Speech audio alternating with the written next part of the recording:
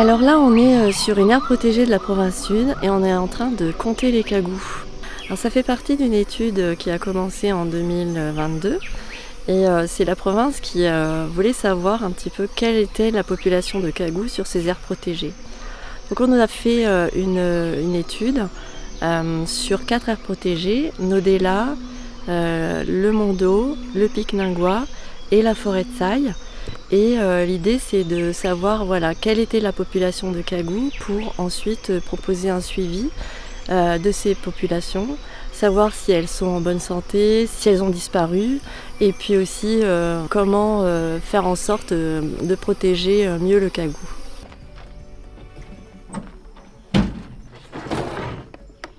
Là on prend les songmetters qui sont des enregistreurs sonores qui vont être utilisés pour écouter les cagous sur la zone. On va les installer sur des points qui ont été prépositionnés, qu'on a repérés déjà sur carte, qui permettent de couvrir un maximum de zones sur les réserves qu'on va étudier. Ils vont rester sur le terrain pendant 15 jours, ils vont enregistrer 15 matinées de chants de cagous, si les cagous chantent sur la zone. C'est la première phase de l'étude. Ça permet en fait les songmetters de pouvoir déterminer la présence-absence de cagous et aussi d'avoir une première estimation du nombre de cagous en fait sur la zone.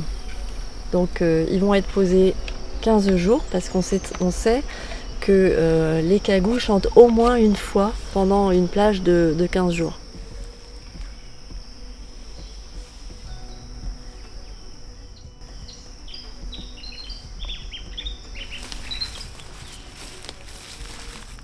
Donc on vient d'arriver sur les songmetters qui sont restés 15 jours sur le terrain et maintenant c'est la phase où on va analyser les données des cartes mémoire sur ordinateur.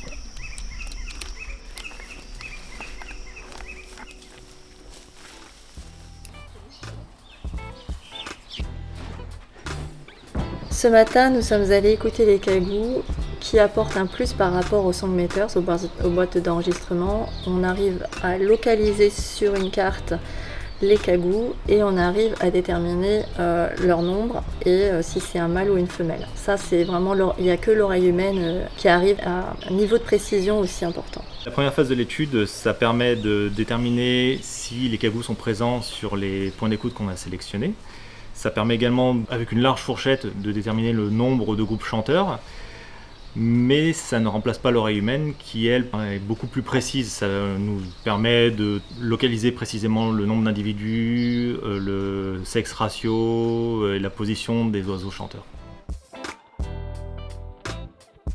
En ce qui concerne les songmetters, Frédéric a fait l'analyse chez lui, donc sur un logiciel adapté. Et puis pour la partie écoute matinale, là on a fait les analyses sur un système d'information géographique. Et on a envoyé aussi toutes ces données brutes à un statisticien qui a pu faire des analyses fines sur les comportements de chant de cagous. Et enfin, Jorn, lui est intervenu parce qu'il a 20 ans d'expérience sur justement la prédation et il a pu découvrir que finalement le principal prédateur c'est le chien. On a trouvé en 20 ans de recherche spécifique pour trouver des prédateurs de cagous que les chiens sont le seul prédateur signifiant. On n'a trouvé aucune prédation par des chats. On peut aussi montrer que les chats évitent des cagous, ils sont chassés par des cagous.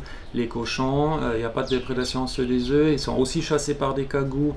Des rats, ils ne sont pas capables en fait d'ouvrir un œuf, il n'y a pas de prédation non plus, malgré plus que 100 000 heures de vidéos sur les nids des cagous. Donc on peut vraiment exclure toutes les espèces sauf chiens qui ont un impact négatif sur le cagou.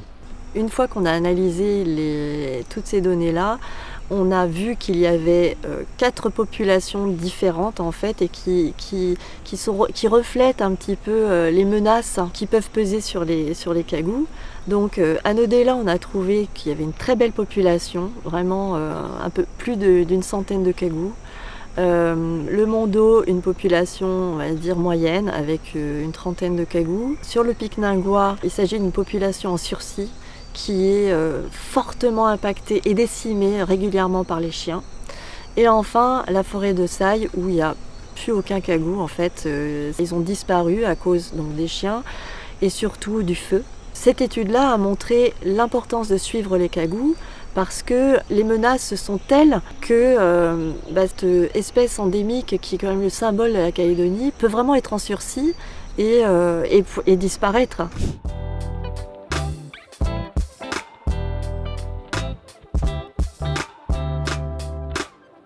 Déjà, nous, l'équipe de recherche, ça nous a apporté beaucoup de connaissances sur les cagous et ça a été très intéressant. Et nous, en contrepartie, on leur a apporté la connaissance des milieux, des zones où on allait. Pour la province sud, c'est très important vu que le cagou est une espèce endémique à la Nouvelle-Calédonie, protégée dans le code de l'environnement de la province sud.